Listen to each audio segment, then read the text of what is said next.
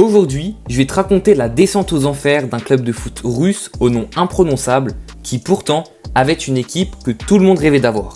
Moi c'est Antoine et chaque jour je te partage une histoire vraie autour du football pour enrichir ta culture foot. Alors si ça te plaît, n'hésite pas à t'abonner et à lâcher un like parce que ça me ferait super plaisir et ça m'aiderait énormément. Le club dont je te parle, c'est le FK Anji Makhatchkala basé au Daghestan.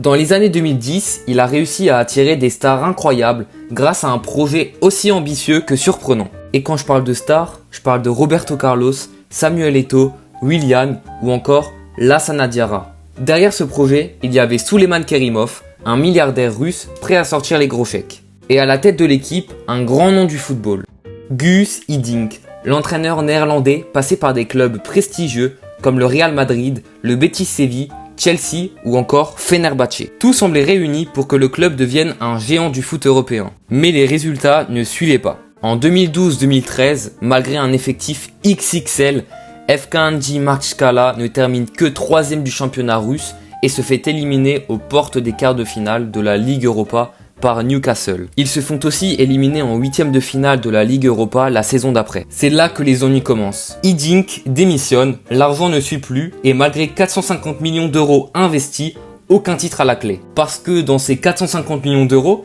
il y a 200 millions d'euros rien que pour les joueurs, une masse salariale astronomique, un stade rénové, un centre de formation flambant neuf.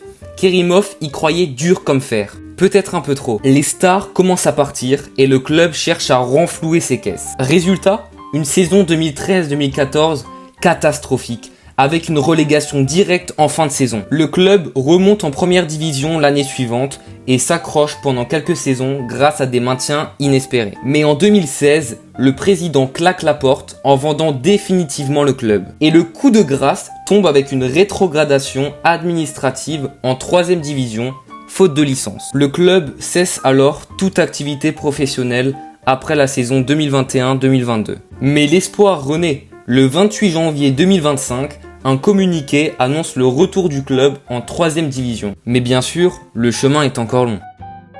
Voilà, c'est enfin la fin de cette histoire. Mais surtout, n'oublie pas de t'abonner pour d'autres histoires vraies sur le foot.